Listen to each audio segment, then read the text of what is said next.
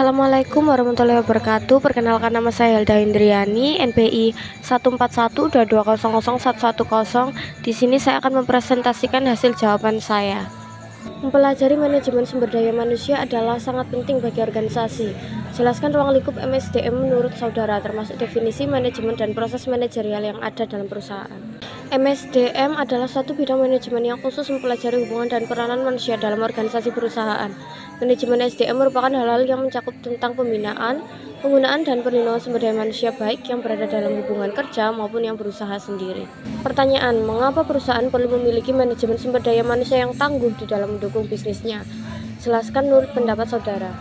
Sumber daya manusia adalah salah satu faktor yang sangat penting, bahkan tidak dapat dilepaskan dari sebuah organisasi, baik institusi maupun perusahaan. SDM juga merupakan kunci yang menentukan perkembangan perusahaan.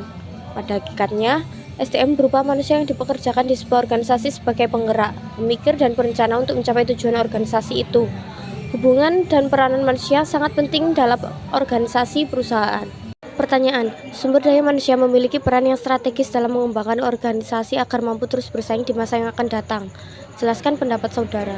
Sumber daya manusia adalah faktor sentral dalam suatu organisasi. Apapun bentuk serta tujuannya, organisasi dibuat berdasarkan berbagai visi untuk kepentingan manusia dan dalam pelaksanaan misinya dikelola dan diurus oleh manusia. Jadi, manusia merupakan faktor strategis dalam sebuah kegiatan institusi atau organisasi. Selanjutnya, MSDM berarti mengatur. Mengurus SDM berdasarkan visi perusahaan agar tujuan organisasi dapat dicapai secara optimum. Karenanya, MSDM juga menjadi bagian dari ilmu manajemen yang mengacu kepada fungsi manajemen dalam pelaksanaan proses-proses perencanaan, pengorganisasian, staffing, memimpin, dan mengendalikan. Pertanyaan, bagaimana cara menyusun struktur organisasi yang baik? Berikan contoh organisasi perusahaan menurut saudara.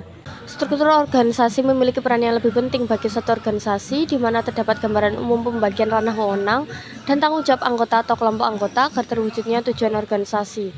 Bahkan beberapa elemen pendukung dirumuskan oleh struktur organisasi, diantaranya adalah perumusan job description anggota, perumusan wewenang, hingga penentuan imbalan yang diterima setiap anggota untuk kinerjanya.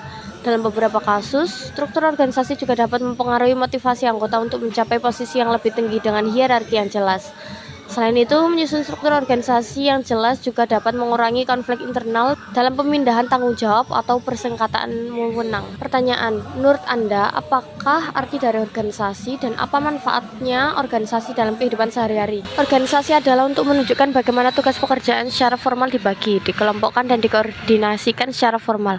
Manfaat berorganisasi adalah memperluas pergaulan, meningkatkan wawasan atau pengetahuan, membentuk pola pikir yang lebih baik, menjadi kuat dalam menghadapi tekanan, meningkatkan kemampuan berkomunikasi, melatih leadership atau kepemimpinan, belajar mengatur waktu, dan memperluas jaringan atau networking.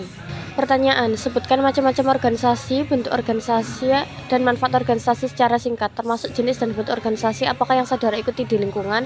Identifikasi dan jelaskan lingkungan dan teknologi yang ada di lingkungan organisasi tempat saudara bernaung.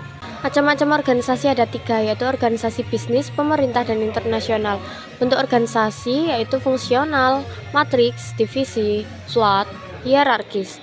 Manfaat organisasi, efisiensi.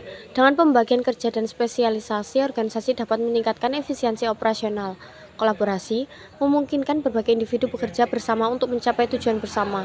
Inovasi, organisasi dapat menjadi lingkungan yang mendukung inovasi dan pengembangan produk atau layanan baru. Pengembangan karyawan, melalui pelatihan dan pengembangan, organisasi dapat membantu karyawan meningkatkan keterampilan dan kemampuan mereka. Pengaruh, organisasi sering memiliki pengaruh yang signifikan dalam masyarakat dan ekonomi, memungkinkan mereka untuk menciptakan perubahan dan memengaruhi kebijakan. Pertanyaan, gambarkan visi misi, tujuan, dan susunan struktur organisasi yang saudara ikuti. Berikut adalah susunan visi misi, tujuan, dan struktur organisasi yang saya ikuti. Pertanyaan, apakah perbedaan konsep PDCA dan POAC, bagaimana bentuk aplikasi masing-masing dalam organisasi? Perbedaan utama antara konsep PDCA dan POAC terletak pada pendekatan dan fokusnya dalam manajemen perbaikan proses dan kualitas. Berikut adalah perbedaan dan aplikasi masing-masing dalam organisasi. Pertanyaan, kompetensi atau kinerja organisasi tergantung dari kualitas SDM-nya. Jelaskan pendapat saudara. Karena kompetensi akan dapat mendukung peningkatan prestasi kinerja pegawai. Pertanyaan, berikut adalah siklus hidup sebuah organisasi. Jelaskan menurut sudut pandang saudara. Formasi ditetapkan untuk jangka waktu tertentu berdasarkan jenis, sifat, dan beban kerja yang harus dilaksanakan. Tujuan penetapan formasi adalah agar satuan organisasi negara mempunyai jumlah data dan mutu pegawai yang memadai sesuai beban kerja dan tanggung jawab masing-masing satuan organisasi. Pertumbuhan merupakan siklus terpenting dalam satu organisasi agar kita dapat mengetahui apakah organisasi tersebut berkembang dalam bidang manajemen atau divisi lainnya. Dewasa dalam berorganisasi berarti kita dewasa dalam menjalankan organisasi tersebut.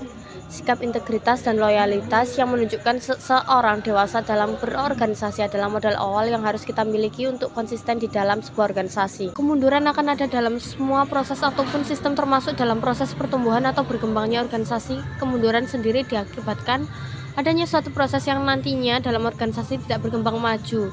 Jika kita lihat begitu juga dalam kehidupan organisasi, akan ada kalanya organisasi bermuka dari awal formasi pembentukan dan akan berkembang jika diiringi oleh pertumbuhan dan pola pikir struktur di dalamnya dewasa. Sekian presentasi yang bisa saya sampaikan. Mohon maaf bila ada salah-salah kata. Wassalamualaikum warahmatullahi wabarakatuh.